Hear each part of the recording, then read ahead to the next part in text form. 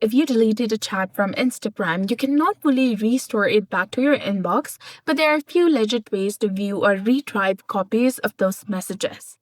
So, the best option is to open your Instagram application on your mobile device, log into your account, and go to your profile picture icon from the bottom right corner of your screen. Tap on the three lines in the top right and access your account center.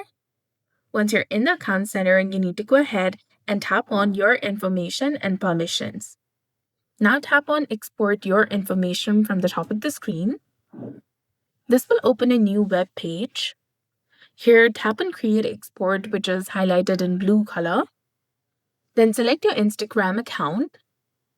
Now select whether you want to export the messages to your device or to external service. And select the date range for the messages that you want to recover. Then select the format of the messages that you want to receive. Then after tap on start export, that is highlighted in blue color. And last but not least, you need to simply enter the correct password of your account to do so.